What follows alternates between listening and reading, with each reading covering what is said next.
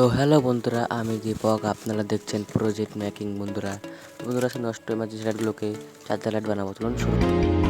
বন্ধুরা প্রথমে যে আমি কিছু লাইট বাছাবাছি করে নিচ্ছি। জাস্ট বাছাবাছি করে নেওয়ার পরই আমরা একটু ইলেকট্রা বেছে নিলাম। তারপর সেটা খুলছে না, জাস্ট আমরা একটা স্ক্রু ড্রাইভারের সাহায্য নিতে হবে। তো জাস্ট স্ক্রুটা টান দিয়ে সেটা কিন্তু খুলে দিচ্ছে। আর হ্যাঁ বন্ধুরা, ভিডিওটাকে কিন্তু আমরা 15x ফাস্ট করে দিয়েছি, তাই জন্য একটু দেখতে পাচ্ছেন।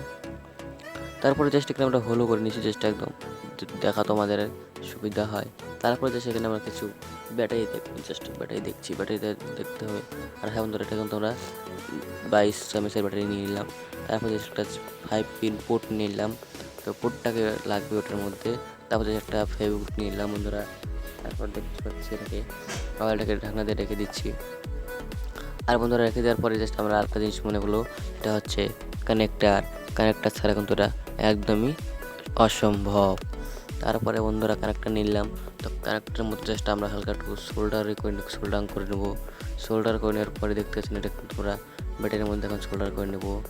ব্যাটারির মধ্যে হালকা একটু পেস্ট লাগিয়ে নিতে হবে। আর বন্ধুরা পেস্ট লাগানোর আগে জাস্ট জায়গাটা একটু ঘষে একটু চকচকা করে দিতে হবে, এটা আমি করেছি। তারপরে বন্ধুরা পেস্ট লাগাতে হবে, নইলে সোল্ডার হবে, তাছাড়া সোল্ডার একদমই হবে না। দেখতে পাচ্ছেন এটা কিন্তু আগের কোনো সোল্ডারই নেই।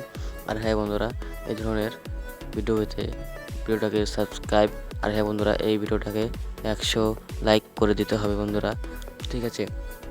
তারপর জাস্ট আমরা হালকা একটু শোল্ডার করে দেবো। আর হ্যাঁ বন্ধুরা, এই শোল্ডারটা কিন্তু আমি কিছুদিন আগেই কিনেছি, জাস্ট খুব ভালো কাজ করে, ঠিক আছে। তো এটা কিন্তু 25 ওয়াটের শোল্ডার। এটা অনেকেই বলে এটা দিয়ে শোল্ডার হয় না, দেখতেছেন আমি কিন্তু খুব সহজেই শোল্ডার করে দিয়েছি, দেখতেছেন কিন্তু খুব মজবুত লেগে গেছে। তারপরে বন্ধুরা এখানে আমরা কানেক্টরটা লাগিয়ে দেবো। হ্যাঁ বন্ধুরা, এখানে কানেক্টর আমরা লাগিয়ে দিয়ে দিলাম। তারপরে অপর সাইডটাকেও আমরা কানেক্টরটা একদম লাগিয়ে দিতে হবে। আর হ্যাঁ বন্ধুরা, অবশ্যই একটু সাবধানতার সাথে কাজ করবেন। যদি কাজটা এরকম আমার মতো করতে চান, অবশ্যই একটু সাবধানে করবেন। তারপরে জাস্ট একটু হালকা একটু শোল্ডার বা নিয়ে চেষ্টা করে একটু শোল্ডার করে দিতে হবে, ঠিক আছে। তারপর দেখতে পাচ্ছেন এটা খুব সহজে কিন্তু সোল্ডার করে দিয়েছি আমি। সোল্ডার করে দেওয়ার পরে এখানে 5 পিন পোর্টটাকে আমরা স্ট্রের ভিতরে ঢুকিয়ে দিতে হবে, ঠিক আছে। তারপর দেখছি এখানে কোনো ইস্যু হচ্ছে। তারপরে বন্ধুরা একদম ভিডিওটাকে স্কিপ করে দিয়ে একদম তোমরা সোল্ডার করে নেব। তো দেখতে পাচ্ছেন এরকমভাবে আপনারা সোল্ডার করে দেবেন, নেগেটিভের সাথে নেগেটিভ, পজিটিভের সাথে পজিটিভ, জাস্ট আমার মতো করে করলে জাস্ট হয়ে যাবে, আর কোনো কিছু করার দরকার নেই। আর হ্যাঁ বন্ধুরা, এখানে যদি আপনারা ডাইবোর্ড লাগাতে চান তাহলে খুব ভালো হয়। জাস্ট আমি একটা সিম্পল দেখালাম, পরে যদি আবার কোনো এক্সপেরিমেন্ট করি অবশ্যই ডাইবোর্ড দিয়ে করে দেখাবো। আর বন্ধুরা ডাইবোর্ডের কী কাজ এটা তোমাদেরকে আমি দেখিয়ে দেবো। তারপর জাস্ট আমরা চার্জারের পিন নিতে হবে, পিনটাকে জাস্ট একটু ভালোভাবে আউটপুটটা দিতে হবে, জাস্ট একটু ভালোভাবে ঢুকে নিতে হবে।